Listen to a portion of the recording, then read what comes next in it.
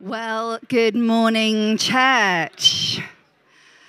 Good morning, Westside. Good morning, Battersea. Good morning, online. Hello, if you are listening to me in your ear on a podcast. And hello in the room.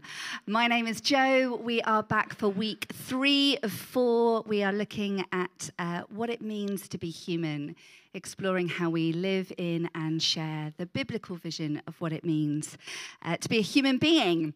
We are looking at the stories that we are surrounded with that tell us what is good, what will make us happy, what to do when life gets hard, how to love, how to have your best life.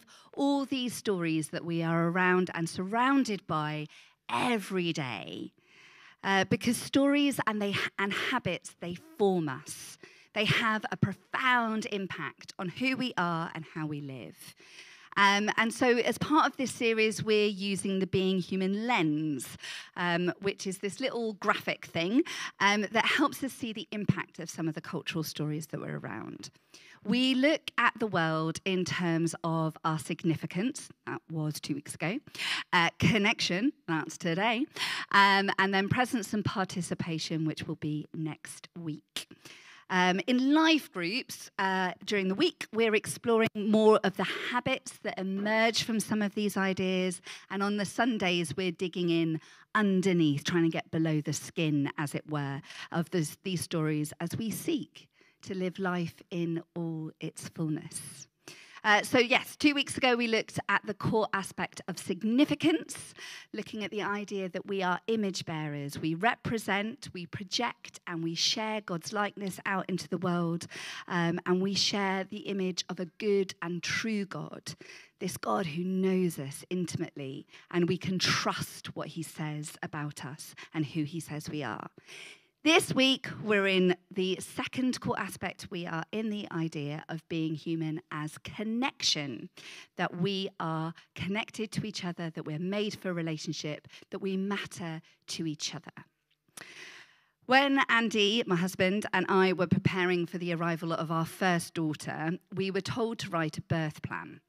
Now, I knew this was a waste of time. My husband, on the other hand, wanted to do what he was told. And so we had to write instructions for how we wanted the birth to go. What interventions, drugs, setting we wanted, that kind of thing. But as we all know, babies don't read birth plans, and they hear the word instructions and laugh. Early on in my labour, it became clear that our imaginings of water births and deep breathing weren't going to be reality. Instead, we were faced with consent forms and operating tables. Now, my beautiful daughter is catching me up, and when she arrived, I was overwhelmed with joy and responsibility. But alongside that, I was also left feeling really quite raw and actually quite dehumanized by what I'd just been through. But then little miracles started happening. People who I didn't know smiled and cooed at my baby in her pram. Little gestures of touch were extended as old women patted my hand in solidarity. Strangers spoke words of blessing over us as we stood in supermarket queues. Person upon person wove a rich tapestry of blessing and honour over me and my family, restoring my dignity and healing wounds they didn't know about and I hadn't even really acknowledged, even to myself. People who I had never met, who had no idea what I had been through, offered me back piece by piece the humanity that I had lost. To be human is to be connected. This is the space of our humanity for relationships. It's where we experience the vitality and the vitalness of justice. It's where we long for peace. When we ask, what does it mean to be human? What does it look like for me to live the best life? We're not asking an I question. We're having a we conversation. Our relationships are central to our humanity. They can be a source of joy and of happiness, fun and meaning, but they can also be the source of pain, of fear, of trauma and anger. We can grieve loss, rage against injury, and despair from betrayal. For good and for bad, we are connected. We matter to each other. So as we explore what it means to be connected, we're, surprise, surprise, going to look at the Bible. And I want to have a little look at one of my favourite little stories in Genesis. Genesis is the opening book of the Bible. It is these sort of prototype stories. We catch glimpses of what God is up to throughout the whole of the God story in their essence, in their beginning state in Genesis. Today, much of our lives, our international relations, our economies, how much money we have in our pockets, are affected by things that happen on a global scale. Who controls the gas pipes? Who has access to rare metal earths or to the oil? And it has always been like this. In Abram's day, Abram was the forefather of the people of Israel. He was sent by God out to the land of Canaan. He was the first recipient of the promise that God will be with his people. In Abram's day, it wasn't gas or oil that controlled the economy. It was pitch. Trade was done by sea. You see. So to carry the goods, you needed boats, you needed ships. And in order for boats and ships to work, they need to be waterproof. You waterproof your boats with pitch, therefore you need access to tar pits, which is where this pitch comes from. So whoever controls the tar pits controls the economy. They are the most powerful areas and regions. The tar pits were in 2 towns called Sodom and Gomorrah. So their kings were the most powerful and wealthy in the region.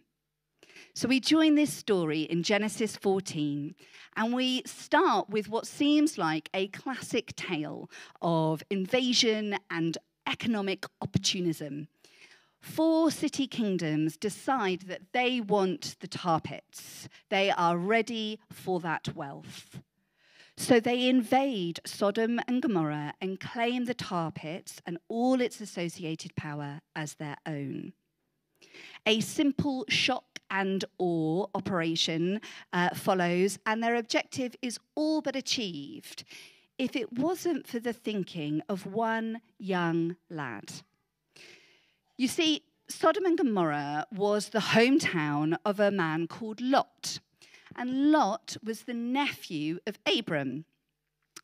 Abram now lived out in the regions beyond Sodom and Gomorrah and was basically a wealthy king in his own right. The Bible tells us he has 300 men at his disposal. He has a small army. So, knowing the relationship between Lot and Abram, this young lad runs to Abram, tells him that Lot has been captured and that Sodom and Gomorrah have fallen. Abram gathers his armies, calls in his allies, and intercepts the 4 kings who have packed off Lot and all the wealth and are heading home. He intercepts, saves the day, and takes back the spoils of war. Now, these spoils would easily make Abram a king and the most powerful king in the region in his own right. He is a foreigner, and he is about to become the single most influential, important, wealthy, powerful man. But this is where the tale stops being classic. You see, Abram doesn't emerge as yet another conqueror. He doesn't claim Sodom and Gomorrah as his own. Instead, he refuses to subjugate others out of fear or monopolize the wealth of the region for his own desires. He does something else entirely. Why? Turn to the person next to you. Why? Why? Why would he do this? Okay. We are told. Okay, in the Valley of the Kings, the indebted king of Sodom is coming to beg for his life and for the scraps of Abram. He is here to plead for mercy, and so that he won't be captured in the same way the kings were going to. But before this meeting takes place, Abram is intercepted by a mysterious character called Melchizedek, king of Salem, king of righteousness and justice. Melchizedek comes and ministers to Abram with bread and with wine and offers him a blessing. The meal and the wine teaches Abram a new name for God, El Elyon, God Most High, and reminds Abram of an old truth. God is creator. God is provider of all things in heaven and on earth.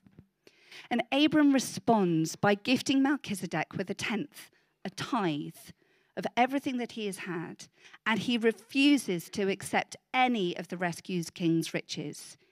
Instead, he gives it all back. The encounter with Melchizedek reminded Abram of God's promise to him, that God would provide for him always, that everything belongs to God anyway.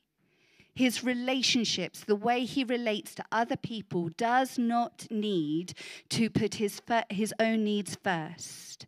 He does not need to be afraid of what others might do to him. He does not need to hoard. He does not need to put himself first, because God has promised he will always do that for him.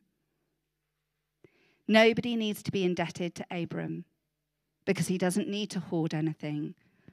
He bears the image of the God Most High, a loving God.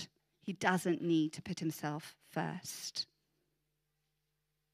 The God story paints us a picture that to be human is to be connected, that we share in the likeness of a loving, relational God who is utterly generous. Therefore, we project and participate in relationships. When they're generous, they lead to flourishing. We don't need to be selfish, we can be selfless. We can move towards others with compassion and openness, and we can nurture habits that means we can give freely and value others above ourselves, because we are so highly valued ourselves. But I'm going to guess that that isn't the hallmark of every relationship you've ever had. I'm going to guess that we haven't always seen selfless relationships. I'm going to guess that you haven't always been treated with generosity, and you haven't always been generous to others. Because our relationships aren't always selfless and God-centered. They're often selfish and based in fear. And fear leads to pain, injury, and isolation. So the cultural stories that tell us what our humanity looks like and how we are to live. We've been looking at these foundation stories. We started a couple of weeks ago with the secular story, this idea that doubt, not God, lives at the center of our beliefs, and that we can question each other and we can question what is true. When we took God out of the foundation of our story, we were left with a bit of a vacuum. What gets to fill God's space? And over the last few hundred years, we've got very good at putting ourselves right in the center of our story. We're left with an individual story. It becomes all about me. We want to be authentic. We want to be true to ourselves. We don't want to be shaped by others, constrained or restricted. We are the center of our lives. We take the throne, and everyone else orbits around us. To be human becomes about my significance, my connections, my presence, and my participation. Everyone else becomes other. We get to look within ourselves, see how we feel, see how we think, how our emotions and how our encounters and experience shapes and affect us. And that becomes our truth. We get to write our own scripts, be true to ourselves. The role of church or of school or institutions is to give us a safe space to flourish and to project ourselves out in the world. Self-expression. Self-expression isn't selfishness. In fact, it's your moral duty to be who you are, to be true to yourself, to be authentic. But the problem is that self-expression can very quickly descend into self-preservation, where we can only rely on ourselves and we have to look after ourselves because other people might hurt or damage us. A few years ago, a group of us were camping at the southwesternmost tip of Portugal. We'd been interrailing around Europe, and we'd been praying and serving other travellers and tourists along the way, sharing about who Jesus is. This was our halfway point. Now, because we were interrailing, we got a taxi to drop us off in the middle of nowhere on a cliff edge. The taxi driver thought we were bonkers. Anyway, so we were camping on the thing, and we'd arranged for him to come and pick us up the next morning. However, late into the night, we were heading back to our tents, and I suddenly let out a piercing scream as pain floods my foot. In pitch black, none of us knew what was happening, except that I was writhing in agony and we were stranded. We had no car, we had no phone, we had no one around. And it's fair to say the group got a little bit panicked as we started to walk and hobble the 2 miles into town. Now, for those of you who know me, this may not surprise you. I'm relatively independent. I like to be in control. And that gets a lot worse when I am trying to hold things together. So when one of the guys on the trip tried to help me walk, I responded less than well. I screamed at the top of my lungs, "Get off me," and I slapped him full force on his chest. He was only trying to help, but I could not handle it. I couldn't bear it. Anyway, we finally reached civilization, finally got loaded into a hospital, finally got diagnosed with what we think was a scorpion sting. And yeah, thank you. Thanks. Yes. Anyway, once the antidote, I can actually feel it throbbing. Actually, when the antidote ran through, I was fine the next morning, but my mate turned up and showed me his chest, where it had a bright purple, perfectly shaped handprint of a bruise where I had whacked him the night before. Because wounded people do stupid things. When we are hurt, when we are hurting, and when we are scared, we lash out. We go into fight or flight. We seek to protect ourselves. Our rational brain gets overwhelmed, and we will do almost anything to stop the pain or to prevent the pain in the first place. We are afraid of being hurt, but fear separates us. It separates us from other people, even the ones trying to help us. And we don't tend to respond very well to perceived threats when we are scared. But life can feel quite scary. We've been talking about it here at Balham this morning. Not mysterious, why on earth is my foot about to fall off, scary, but how do I get to the end of the month with enough money, scary. What happens if I don't find the partner, have a family, or ever feel fully loved, scary. How do I cope with everything changing and so unsettled, scary. In the background, buzzing like some annoying, faulty electrical device, most of us are affected by fear. We become convinced that we have to look after and protect ourselves because no one else is going to. We retreat to safety, we look after ourselves, and we often seem to blame somebody else for the threats that we see around us. And our whole humanity gets unraveled in the process. So we look to Jesus. Jesus is the true and better Abram. He is the rescuer who demands absolutely nothing, but gives his whole life as a ransom for many. Jesus is the true and better Melchizedek, the high priest, coming to represent, project, and share in the image of God completely. Because the life of Jesus shows us the image of a God who selflessly and bravely loves us and enables us to love others the same. When Jesus came to earth, he showed us how to be fully human, how to bless, heal, care, and provide. He is the better King of justice and of peace. When Jesus is honoring the woman who is anointing his feet, raising the widow's son from death, or encouraging Zacchaeus to pay back all that he has defrauded, we see how Jesus is constantly modeling God's heart for the marginalized and the silenced in our society. And he mediates on our behalf. He is in front of the Father right now, absolutely interceding for us so that we can come back into relationship with God. If you feel alienated, if you feel isolated, if you feel separated from who God is and who God says you are, know that you are loved.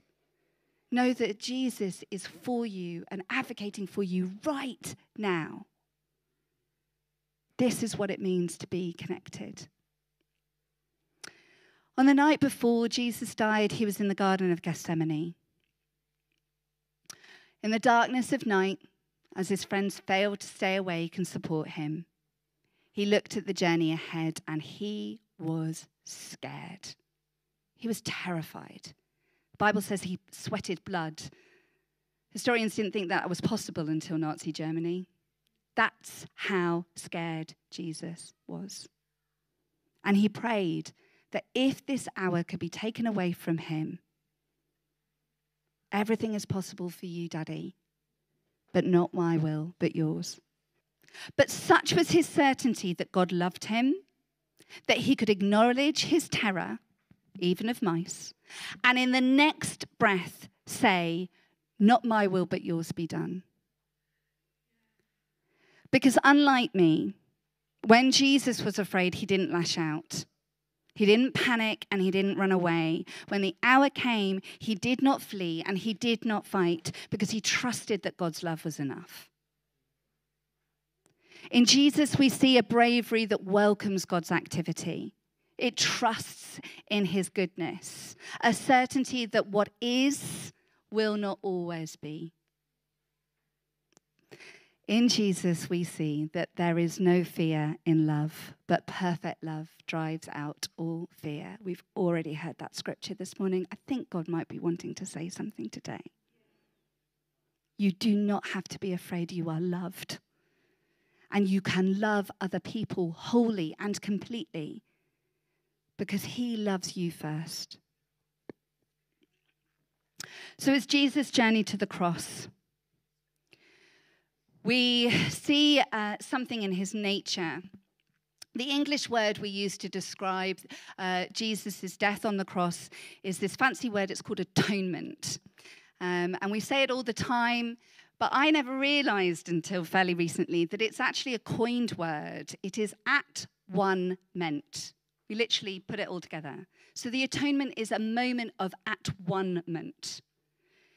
In this moment, it is the central coming together of all of the storylines of the God story. And crucially, at the moment of Jesus' death, Jesus becomes at one with our sin and our disconnection. In the Jewish tradition, a lamb, perfect and without blemish, would be given as a substitute for the people. The people would stretch out their hands and place their sin, their separation, their failings onto the lamb, and the lamb would be cast out of the community, carrying their sin and their separation, their falling short, out of the community, literally out onto the rubbish dump where it belongs. When Jesus died, he died out of the city gates. He literally took on every separation, every sin, every moment of falling short, and carried it out onto the rubbish dump where it belongs. As far as the east is from the west, that is how far Jesus has separated you from your sin. You can be reconnected with God. You can connect with others. You do not have to protect yourself. You do not have to be afraid. You are loved utterly and lavishly. We can put others before ourselves. There is nothing to fear.